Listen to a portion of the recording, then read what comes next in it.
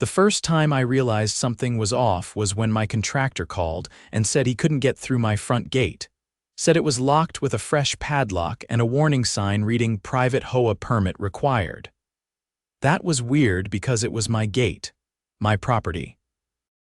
And I never gave anyone permission to touch it. I live in a small coastal neighborhood in California, tucked away from the touristy crowds. My name's Landon Keller, and I'm a retired maritime attorney. After decades of legal battles over coastal access rights, I bought this property for the very reason that it included the deeded rights to the entire stretch of beach in front of it. That's right, the whole damn coastline. It's private land, even though the HOA likes to pretend it has a say. The HOA president is a woman named Darlene Whitmore, mid-50s. Platinum blonde bob, the kind who shows up in your driveway uninvited, clutching a clipboard like it's a badge of honor. She's been on a power trip for years, but recently she got bold.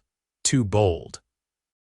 When I drove back from the hardware store and saw the new padlock on my own gate, I was already halfway to boiling. But it was the laminated sign that really did it. Beach access fees, $25 per guest. Payable to Seabreeze Estates HOA. I stared at it, then looked over at the beach where 3 teenagers were being told by Darlene herself to pay up or leave. I parked, walked straight down the path and said, "Darlene, what the hell are you doing?" She barely looked at me, still pointing her finger at the kids. "This is HOA managed Coastline, Landon. We've had too many outsiders lately. We're enforcing new access fees." I let out a short laugh, not because it was funny, but because it was so outrageously stupid. "You think the HOA manages this beach?" She finally turned to face me, nose slightly raised. "As president of the Seabreeze Estates HOA, I have the authority to implement emergency regulations for community safety." "Emergency regulations don't override property deeds," I said, stepping closer. "This beach is mine, Darlene. It's private land." "I have the original coastal grant and the county records to prove it," she scoffed. "We'll see what the board says." "Oh, I already know what they'll say," I told her calmly. "You've just locked me out of my own property and extorted money from people using land you don't own." "That's petty theft and trespassing." Darlene didn't back down. "I'll be bringing this up at Monday's hearing. You've been allowing unregistered guests onto HOA land for months." "Again, not HOA land," I said. "And good luck explaining to the county sheriff why you're collecting money with no permit or legal claim to the area." She waved me off like I was a nuisance.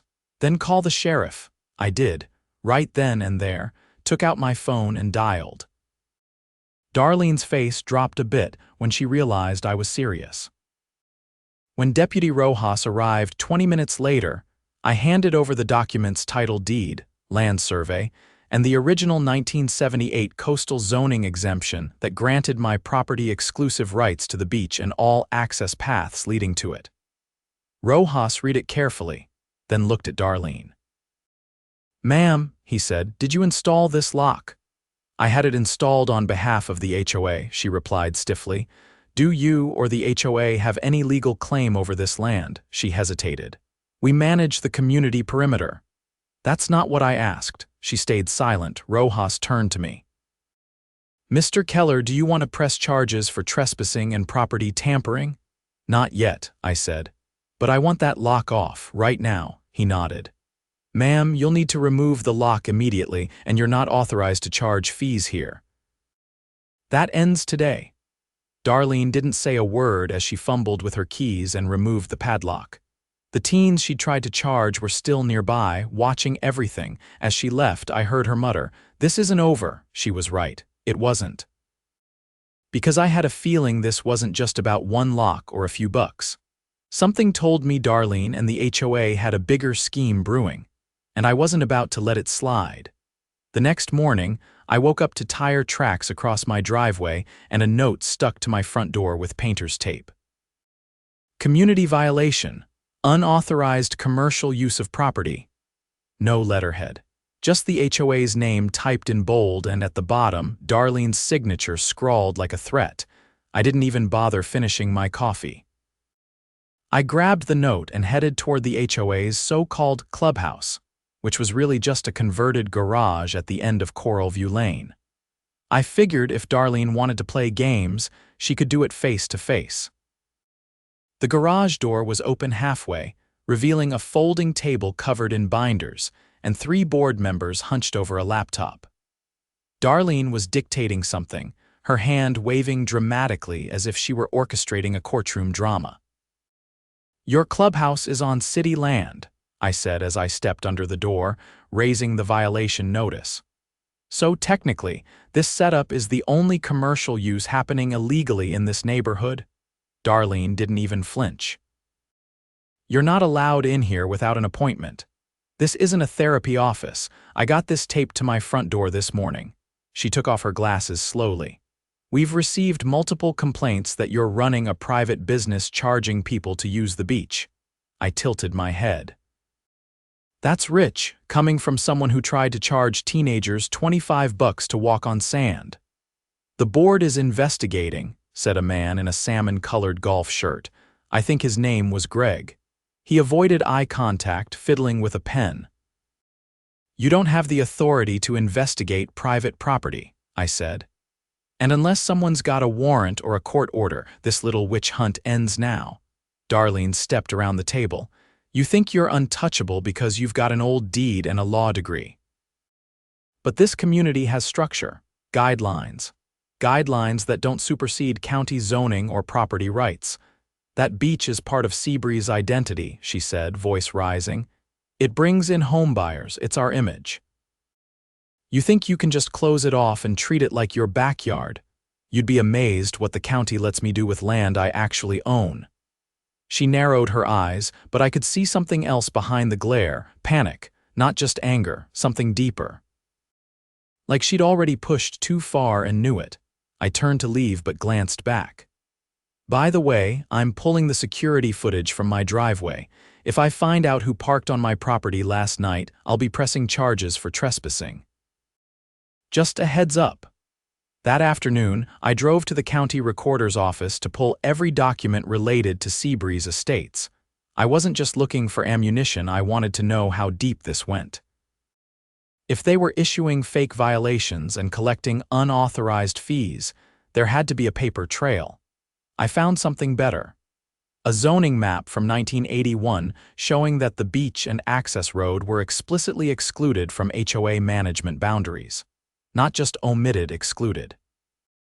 And worse for them, there was a clause in the original plat map that forbade the HOA from charging, limiting, or managing entry to the beachside easement, which covered not only my property but a 100-foot buffer zone that wrapped around it.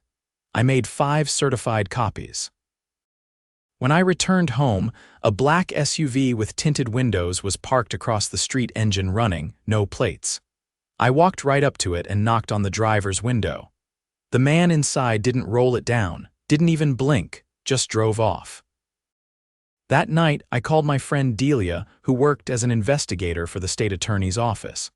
I told her the basics: unauthorized fees, locked gates, forged notices, and now an unmarked vehicle parked across from my house. She promised to run a background check on the HOA's business filings. 2 days later, she called back. "You're not going to believe this," she said. "Seabreeze Estates HOA filed an amendment to their charter 3 months ago. It claims the beach access path is under their jurisdiction due to a community value adjustment, not a legal term, by the way, and they used that to apply for a small business grant from the state's Coastal Tourism Fund." "They applied for state money?" I asked. $35,000, she said, "and they got it." That's when it clicked. This wasn't about control, it was about cash. Darlene and her board weren't just trying to flex authority, they were trying to cash in on land they didn't own by pretending it belonged to the community. And now they were on the hook for defrauding the state. I filed a formal complaint with the district attorney's public integrity unit, attaching every document I had. Delia forwarded the grant application, which included doctored maps and a forged letter of approval with a fake signature from a non-existent coastal liaison. Within 72 hours, An investigator named Marcus Chen showed up at my door with a badge and a folder full of subpoenas.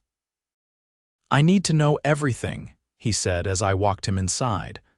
"We've already frozen the HOA's grant account. But if this goes deeper, we'll need to interview residents." As I handed over the zoning maps and access easement plat, I asked him, "What happens if the board misused state funds?" "If it's proven," Marcus said, "we're looking at felony fraud, falsified public documents, and potentially conspiracy charges. Anyone who signed that application could be criminally liable." He left with a box of evidence and a list of residents I knew had been pressured or fined by the HOA in the past year. The next morning, the neighborhood was buzzing. Word spread fast. Someone had seen Marcus leaving my place with files. Darlene's garage office was closed, the door padlocked from the outside. And Greg, the guy with the salmon shirt, was seen hauling a shredder out to his SUV before speeding off.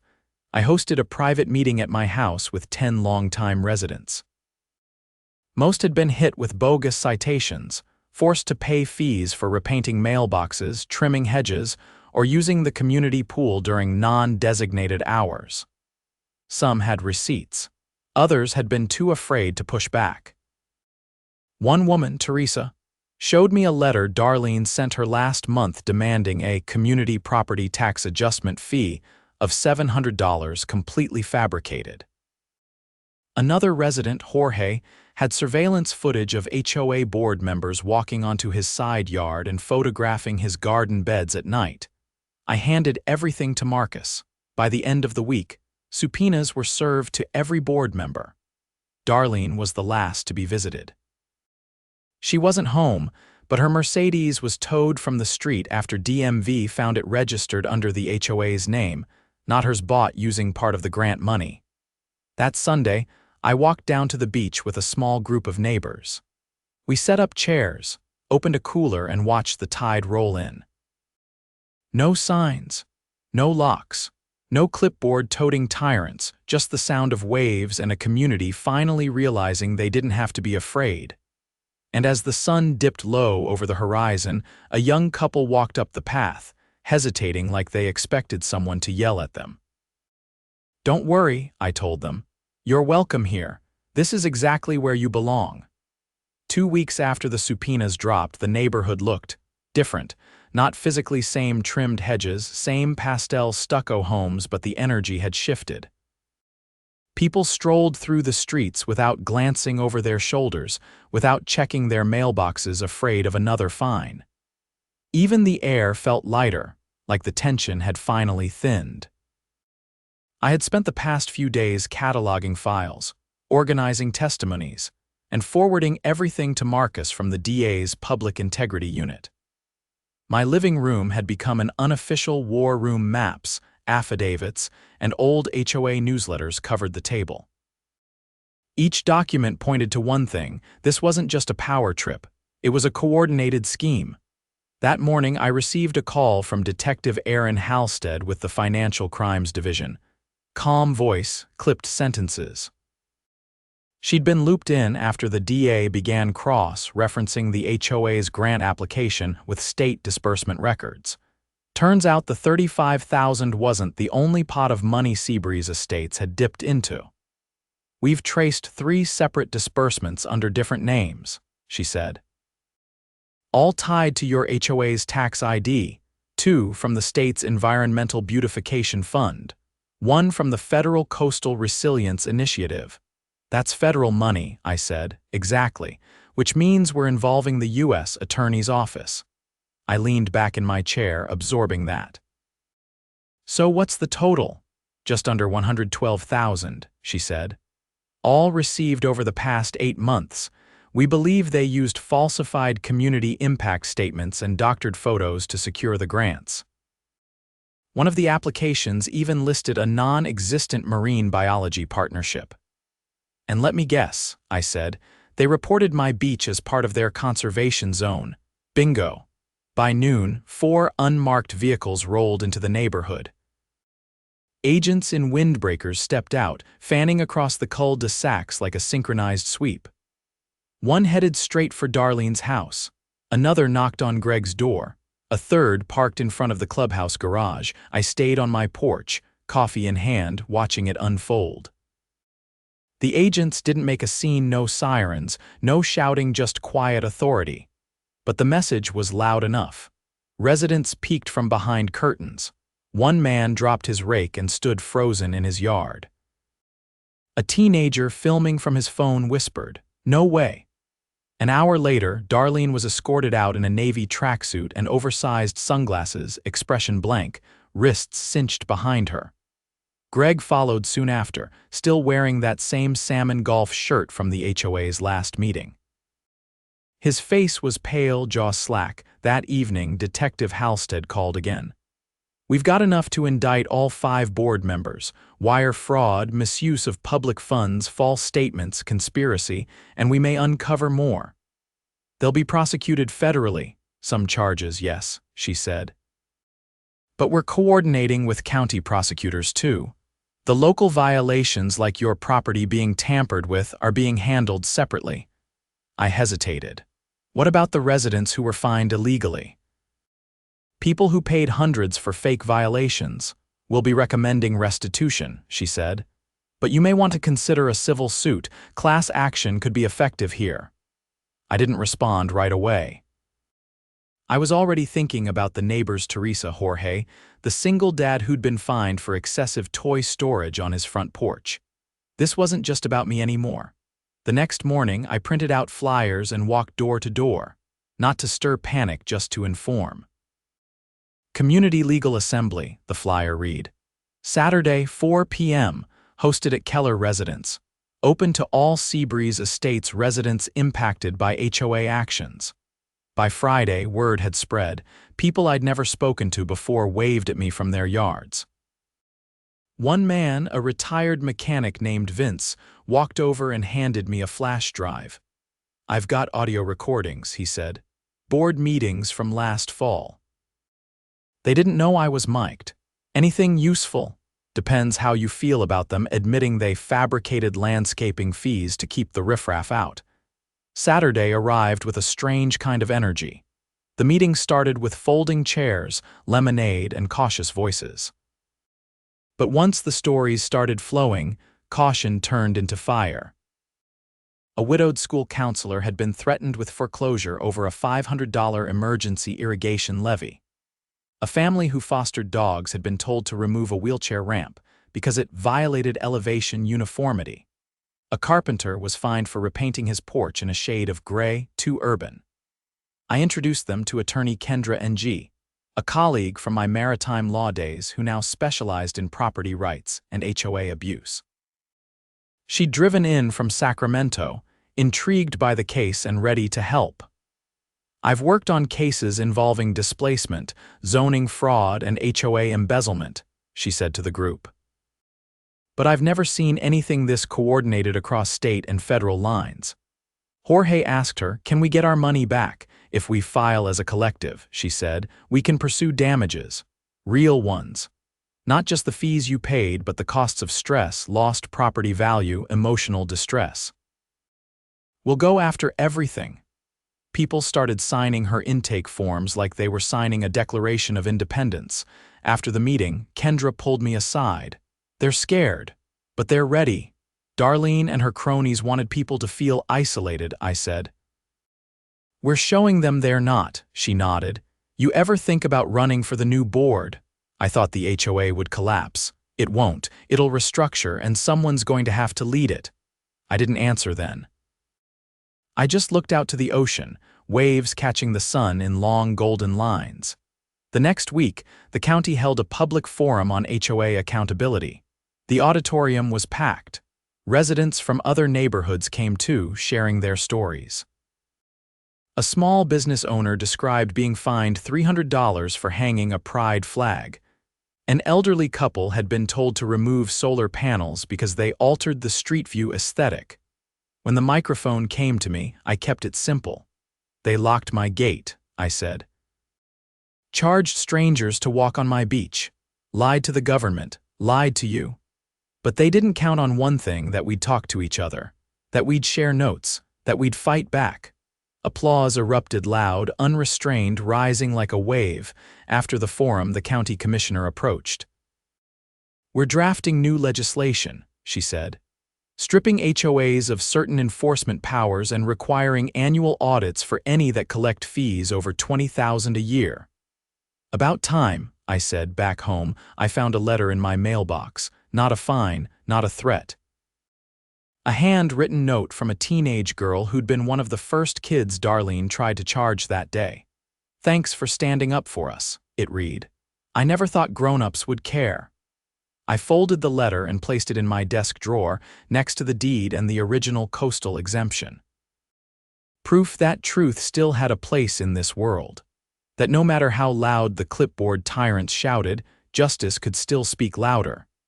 And for the first time in a long while, I stepped onto my beach not as a target, but as the man who showed the community they could take it back.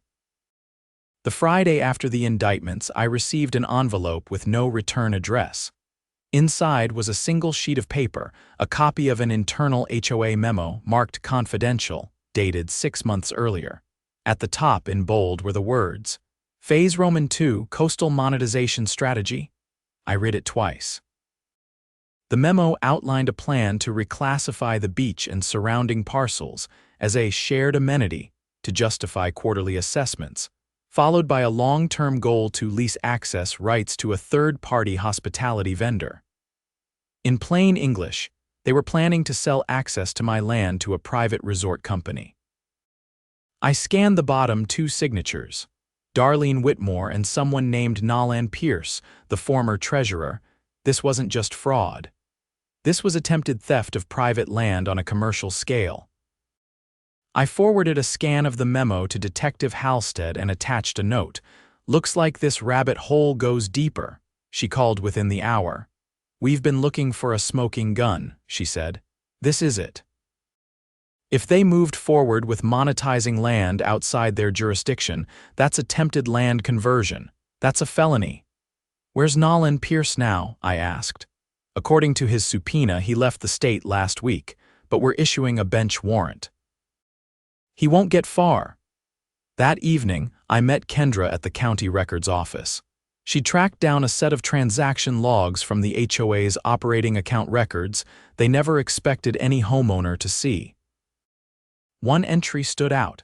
Consulting fee Bayline Group LLC, $12,000. Bayline Group specialized in private resort development. I knew because I'd litigated a case against one of their subsidiaries years ago. They had a reputation for targeting vulnerable coastal communities and acquiring access rights through shell LLCs. They were planning to convert the beach into a private events venue, Kendra said, flipping through the documents. Weddings, corporate retreats, VIP access passes. They even drafted a limited access tier for residents who paid the highest HOA dues. And they thought they could do all this without owning the land, I said. Not just thought, they banked on no one checking. I looked through the records again. One invoice, dated 2 months earlier, was for a drone survey of the coastal area. Another for event space staging consultation. They were preparing to build on land that legally wasn't theirs. We brought everything to Marcus Chen. He added it to the evidence list and put in a request for a financial forensics team to audit HOA transactions going back 5 years. 2 days later, they found over $70,000 in unaccounted withdrawals, all marked under vague entries like community upgrades or safety initiatives. But there were no upgrades, no projects, just a trail of disappearing funds and growing arrogance. That Monday, a quiet but critical hearing was held in the county courthouse. The judge reviewed all submitted evidence, fake violations, forged grant applications, the memo, financial records, and resident testimonies. No defense attorney dared to challenge the zoning maps Kendra submitted. The judge's ruling was swift. Effective immediately, the Seabreeze Estates HOA is suspended from all administrative functions pending full dissolution and criminal adjudication. A receiver will be appointed to manage community upkeep until a new governance structure is lawfully established. It was over. Outside the courtroom, a group of residents gathered, some crying, others laughing in disbelief. Vince, the retired mechanic, walked up and clapped me on the shoulder. "I never thought I'd see the day," he said. "They had us all afraid to speak." "They only win when people stay quiet," I said. That night I walked the beach alone. No signs, no fences, no gate locks or laminated threats, just the hush of the surf and the wind moving through the dunes. For the first time in months, I felt the silence wasn't hiding anything. The next morning, the local news vans showed up. Not for spectacle, but to cover the county's announcement of a new oversight committee for private communities. The commissioner herself read the statement. "We've learned that unchecked authority in residential associations can lead to abuse, fraud, and intimidation. Today, we begin rebuilding trust." A week later, I was asked to speak at the town's annual civic forum. I kept it brief. If you want to lead a community, serve it. If you want power, earn it. And if you ever find yourself locking someone out of land they rightfully own, ask yourself, what are you really protecting? 3 months passed. The federal trial moved forward. Darlene pled guilty to wire fraud and conspiracy to commit land conversion. Greg and the others followed, hoping for lighter sentences. Nolan Pierce was found in a short-term rental in Arizona, extradited, and charged with orchestrating the monetization scheme. The class action suit Kendra filed resulted in a settlement exceeding $400,000 to be distributed among affected residents. The funds came from the seizure of assets the former board members had tried to stash in unrelated accounts: cars, investment portfolios, even a boat registered under Darlene's nephew's name. As for the HOA itself, it was officially disbanded. In its place, a new resident-led council formed, this time with strict bylaws, annual audits, and zero enforcement authority without community votes. For the first time, it felt like a neighborhood instead of a dictatorship. One afternoon, as I was pulling weeds along the edge of the path leading to the beach, a young couple stopped to say hello. They just moved in with their newborn and had heard the story from the neighbors. They asked if it was true about the gate, the beach, the fraud. I nodded. It all happened, and we stopped it before it changed everything. The man looked out toward the ocean. Hard to believe something this peaceful was the center of all that. It's always the quiet places that greedy people want control over, I said, but peace isn't something you find. It's something you defend. That evening, the community held a gathering on the beach. No speeches, no agendas, just music, grilled food, and people finally comfortable enough to laugh together. Children ran barefoot across the sand. Someone lit a small bonfire. At one point, someone asked me if I was going to run for the new council. I said no. I'd fought my fight. It was time for new voices to lead. Later, as the last streaks of gold faded from the sky, I walked to the bluff above the dunes. The wind carried the sound of laughter, distant and bright. I took out the original deed, now laminated, and slid it into the mailbox outside the new community office with a note taped to the front. Let this never be forgotten, because power unchecked will always try to grow roots where it doesn't belong. But now this place belonged to the people who lived here. And no board, no clipboard tyrant, no shell company would ever take it from them again.